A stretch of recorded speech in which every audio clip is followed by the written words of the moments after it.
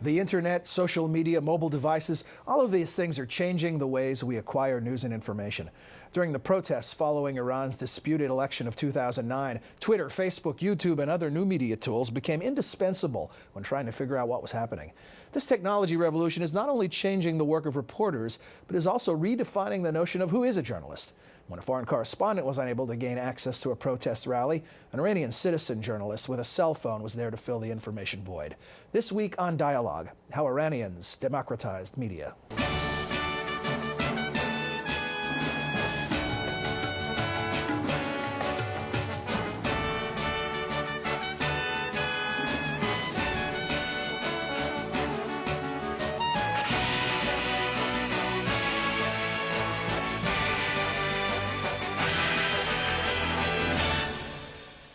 Hello again and welcome to the Woodrow Wilson International Center for Scholars in Washington, D.C. I'm John Molesky. Each week, Dialogue explores the world of ideas and issues in international affairs, history, and culture. Today, we look at the work of the Wilson Center's Middle East program and also that of a special guest who is leading the way in the arena of civic journalism. Our guests are Haleh Esfandiari and Devar Iran Ardalan. Haleh Esfandiari is director of the Middle East program at the Woodrow Wilson Center. She has recently been involved in a media tour promoting her new book, My Prison, My Home, which tells the story of her 2007 detainment in Iran as a political prisoner. Devar Iran Ardalan is a civic journalist and public broadcasting veteran. She's been a leader in new media innovation. Most recently, she was in charge of Weekend Edition at NPR News, and prior to that, worked on Morning Edition. Welcome to Dialogue. Thanks for joining us. Thank you. Thanks. Haleh, if I could begin with you and just tell our viewers a bit about the Middle East program here at the center. The Middle East program looks into long-term development, John, in the region, focusing on social, political, and economic development. We look at international relations of the states in the region. We look at U.S.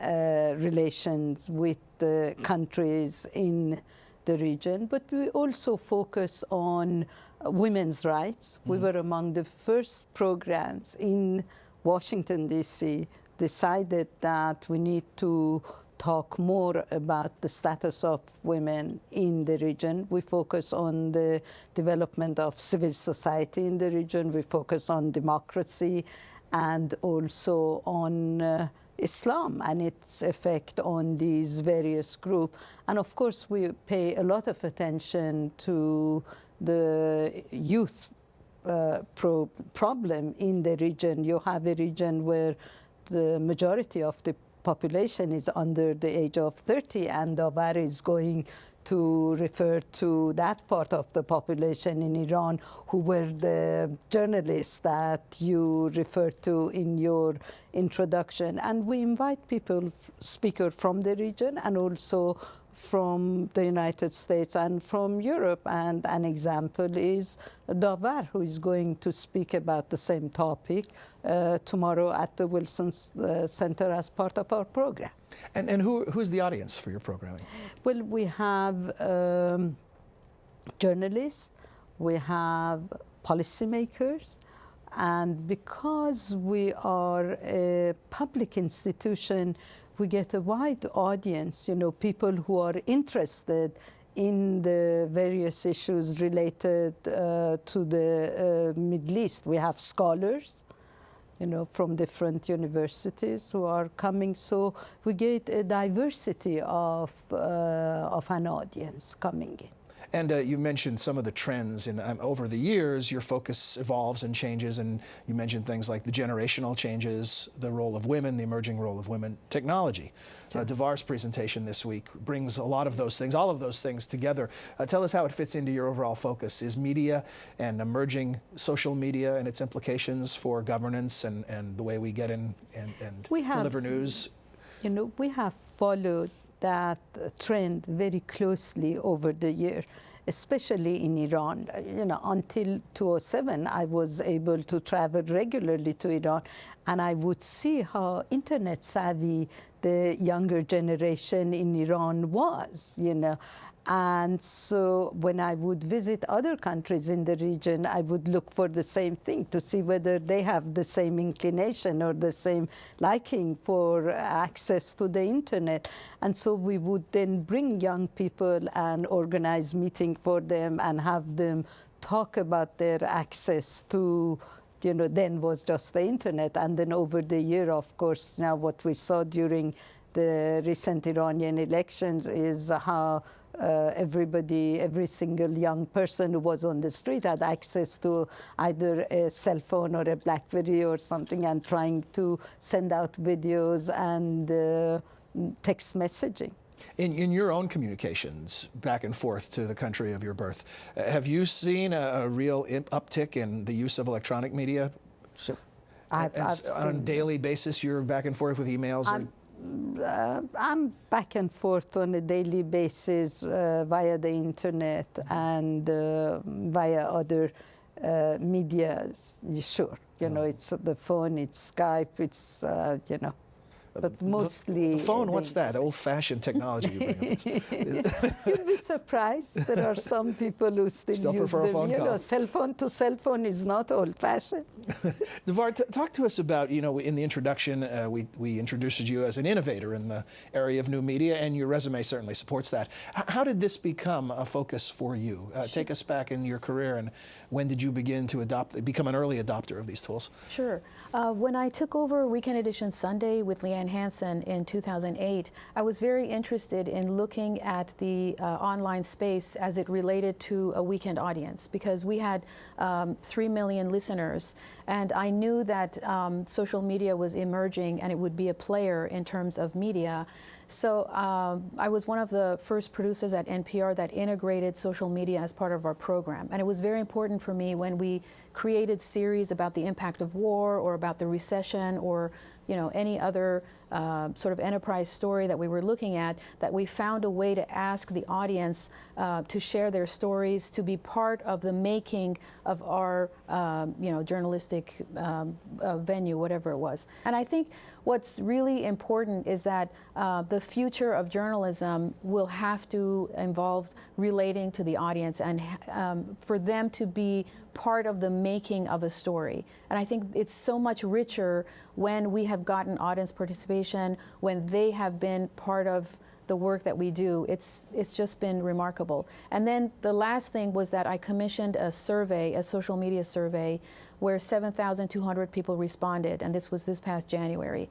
And the results showed that the people who followed us on social media had better liking of not just Weekend Edition, but NPR, and then listen to us. Is it because they feel more ownership? Do you think that? What is that? Well, I think that what we learned is not that they did feel they had more ownership, but they also felt that they were part of the participatory part of media gathering, and that we would listen to them. So I think absolutely the ownership part was important. So those findings were really interesting, and you know, I think it's just the future, and so I'm glad that we were the test tube case. and this term civic journalism, you call yourself now a civic journalist. How do you define that? I think what's important is, and I was very much inspired by the people in Iran and watching them and how active they were in news gathering at a time when foreign journalists were out of the country. The idea that you must engage the public in the gathering of information. And I just think that the role of a civic journalist is to make sure that the public has a voice. And I think it's very different than how we've been thinking about journalism, as we're no longer informing the public about news. We actually want to make them part of our news gathering. So it's a different approach, and I know that many people have been integrating that in their work, and I think we're just going to see more of that in the future. You know, it makes me think about the classic model is that journalists provide the first draft of history and then historians take it over. Now there seems to be a pre-draft, maybe an outline provided by citizens before journalists get to do their work. Yeah. But there is also, I think we will be witnessing a major change, because we will have less and less print journalism, and we will be relying on what we get on the internet from from our bloggers. We should not underestimate the role of bloggers in providing us not only with the news, but also opinion. And I think it's going to change the nature of our approach to journalism. Whether it's going to be more reliable, I'm not sure. Because, there are young people or there are people who feel they have to write something on the spur of the moment, and they don't have to do fact-checking or check it for Slows accuracy. You down, fact-checking. Exactly. Yeah. And it's so early in the game. I guess it's premature to make any judgments on whether things are getting better or worse. Certainly getting better in certain ways, this democratization that you talk about. And right now, you have some photos. We're going to take a look at one that is the first messages you started to receive after the election and the disputes and the protests that followed. So we'll take a look at one now and tell us what we're seeing and tell us when this started to show up in your inbox and the volume started to accelerate and when you really knew you were into something significant. Sure. I think it was, January 12th when the election was going on in Iran, and I began to get messages first from people I knew, and then I reached out to sources that I had used in the past in stories. And the interesting thing is that you read these messages, they're very urgent. They're talking about, they're letting me know they're going to take part in the rallies today, even though they know that it's going to be very dangerous for them. But even within these messages, they're from different regions of Iran. So there's one that's from Esfahan, there's one from Tehran, and some of the photos that came to me came from the northern part of Iran. And I think that's what's significant, is that I didn't just have sources sending me information from Tehran, which was the capital city and clearly where the majority of the protests were happening. And there were no news sources reporting this information as quickly as you were receiving it. Well, I think that in the early part of the election, NPR's Mike Schuster was there, but it was just within a week that they asked all foreign correspondents to leave. And that's when you had the New York Times, the Huffington Post, and to a certain extent NPR's blog constantly updating with information from citizen journalists. And even those one person can only be in one place at a time. You're talking about receiving messages from across the country. Absolutely, yes. This.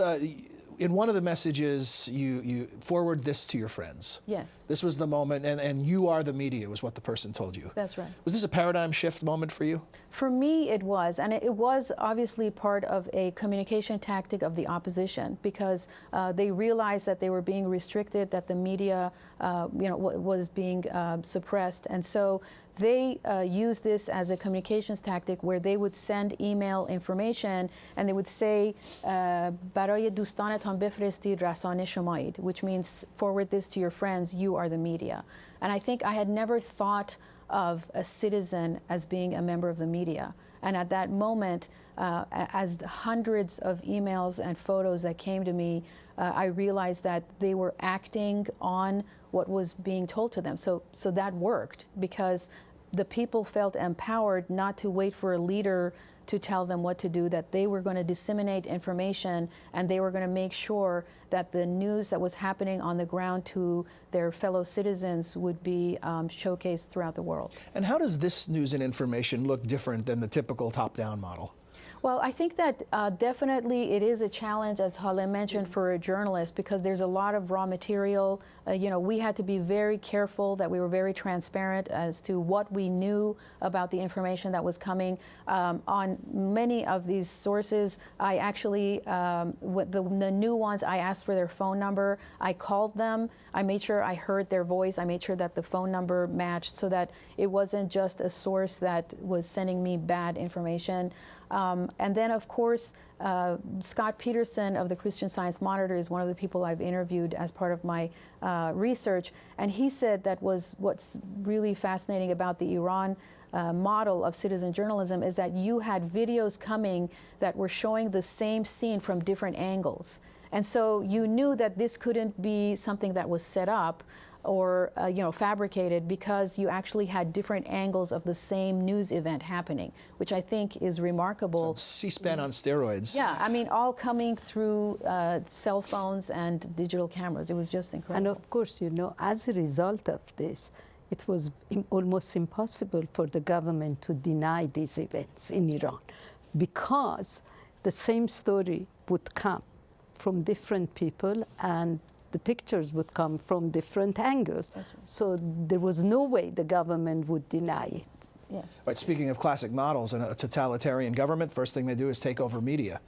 Now, this is a messy situation. Yeah. Nobody can control it completely. No, I mean, unless they completely shut down their cell phone service, which they rely on, then there is no other way to stop these people to send out their stories. You must, both of you, with love for your native land, must be very excited about the potential here. I think that it's a cautious excitement. I mean, what we've learned in the last 9 months is that more journalists have been imprisoned as a result of this openness than ever before, that access to the internet. More journalists in Iran now than any other country in the world. That's right, prison. yes. And many journalists, hundreds of journalists have fled, have left the country, are living here, you know, in exile in France, in Malaysia, in Turkey, under very difficult circumstances. So I think that what I would love to bring up is that this was very much in the making for the past 10 years. Mm-hmm. So Iranians have been ubiquitous online for 10 years. Back in 2001, a journalist by the name of Hossein Derakhshan was a blogger, and he wrote sort of a blogging manifesto in Persian, and he put it online, and that's what got many bloggers in Iran interested in this medium, because it was a way to express themselves and for a very long time be able to express themselves freely online. And starting in 2003 and then later in 2004 is when the government started cracking down on bloggers and started arresting bloggers. By 2006, they actually had a cybercrime law that went into effect that made it just as much a crime to you know, be a writer as it did to be a blogger. And so that made it a lot more difficult. But one of the Iranian journalists I interviewed, Ruzbeh Mir Ebrahimi, he said that in 2008, what was really fascinating was how the U.S. presidential election was a great example to Iranian journalists and reformists as to how you can network on Facebook. And so they spent that year, 2008, really learning how to network and campaign and disseminate information on Facebook. And what we saw was a month before the election, the government shutting down Facebook and, you know, limiting access to the internet. But it's important to realize that this sort of online democratization of media has been going on for the past 10 to 15 years.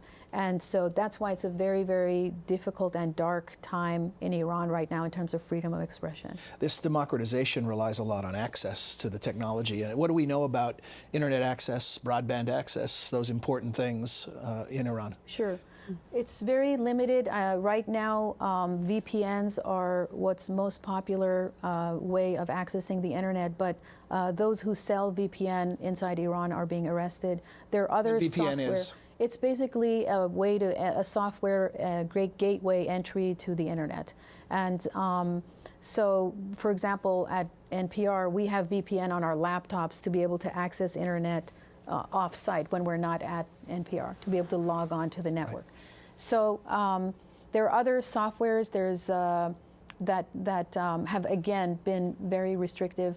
And proxies, apparently, from what sources inside Iran are telling me, aren't working as much, you know, as good as they should, because you pretty much can access the first page of a website, but then you can't go through the links.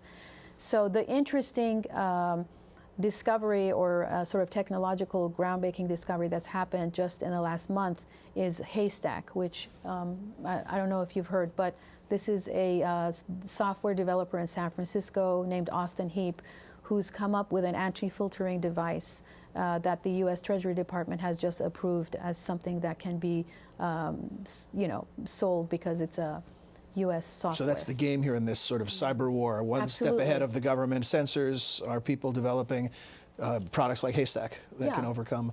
I want to take a look at another picture now that you provided to us. This is one of the first, I believe, that you received. Yes. And this is a picture of a protest. Yes. And what is remarkable about this is it seems as if almost everyone in the crowd is carrying some sort of portable electronic device. We can assume most of them can take pictures, even video, Absolutely. and that many of them can access the internet. when I think of the 35 or so journalists who are imprisoned, yes. and then I look at this scene, you can't throw everybody in jail. No, the other thing that's very important is that every single one of these Iranians has in their veins the sort of inspiration of many generations of poets and writers. And this is a very important point that I want to make, because some people say that, you know, freedom of expression is a Western sort of concept. But in Iran, we've had centuries of poets who've talked about the importance of unveiling the hypocrisy within power, the importance of being, you know, believing in justice, the importance of standing up against rulers who are unjust. I mean, these are our poets, Rumi, Ferdowsi, and Hafez, and Iranians read these all the time. So this was centuries ago, before President Obama, before President Bush. I mean, we knew about communications and those kinds of cultural, really significant cultural ways of expressing ourselves centuries ago. And so these cell phones are a modern manifestation of Iranians' creativity, but they have it within every one of them, and I think that's very important. Haleh, about that creativity also, you mentioned, I think you used the term tech savvy of these younger generations. Yes, what I wanted to say, this is in a way a two-edged sword, because just as the ordinary citizens were taking these pictures, the government used their cell phones to take pictures of the crowd and then follow the protesters. Identify people. And identify them and arrest them. So, you know, on the one hand, we were able to see what was happening, but on the other hand, the government was monitoring these people and taking pictures and following them and taking them to prison. So it was very helpful to us, but it was in a way detrimental to a number of these protesters. And what happened is that within 24 hours, the protesters, most of them started covering their faces, so not to be recognized and not to be identified. Yeah. You know, so it seems as if there's so many game-changing aspects to rely on a cliche now, what has become a cliche. But it seems that in so many of these cases historically, the ability to control the narrative is critical to who comes out on top. And now this narrative is completely up for grabs. Well, I think what's very dangerous is that the narrative that is online right now is the very dominant, hardline Islamic blogs and websites. And those are the dominant sites online right now? Absolutely. I mean, those are the ones that aren't censored, and those are the ones that Iranians can access. And unfortunately, they're very full of hatred. They're very, you know, they're anti-American, they're anti-Semitic, and they use a lot of Quranic verses, you know, manipulated to their own interpretation to spread hatred, and to really try to have an international presence that portrays Iran in a light that really does not represent the people of Iran. So I think that's why when we talk about the importance of helping create sort of these technologies that will help the Iranian people get back online and be able to communicate again, is what will help this dialogue continue. Because for a while, Iranians had been able to crack the monologue of the government and create a dialogue online. But we're now back to a semi-monologue because, again, the access is very difficult to the internet, and they really need help with technologies that are going to help them access the internet easier. Some of the people I've interviewed talk about the need to have SMS software, journalism software for text messaging, so that a citizen who has information can send a text, a video, and a photo, and just press YouTube or press FTP, and it's FTP'd outside of the country. Really to be able to create these small devices that allow for information to come out. The tech aficionados will be so enthusiastic about this that they'll think in terms of either the train has left the station or the genie's out of the bottle or whatever metaphor works for you. But I sense in both of you a certain cautious optimism. In our final minutes, give us your thoughts on where you see this all trending. Are we in a situation where these governments can no longer, over time, maintain the control that they've enjoyed in the past? Or do you think it's still up for grabs? Haleh, we'll begin with you, and then we'll give Devar the final John, word. I think, yes, the genie is out of the bottle. There is no way that the government can destroy the green movement. It's impossible, because it has not only affected the international world, not only we are sensitive about it, but the Iranian people, because they were able to see how young people were beaten up, killed, and women, old women. I mean, it was not, you didn't just have 2 million young people on the street. Right. You had people from different classes, different ages, conservatives, dressed. So therefore, I mean, it created a revulsion among the population.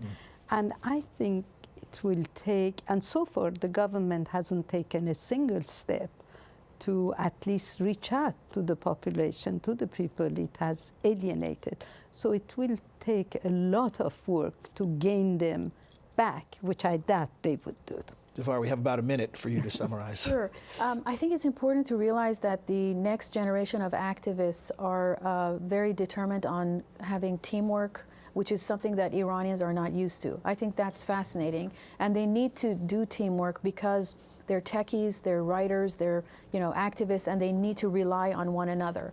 So this, to me, is very promising, that Iranians inside the country are learning that they need to come together. And I think with a combination of technology and their passions and demands, that this is only the beginning.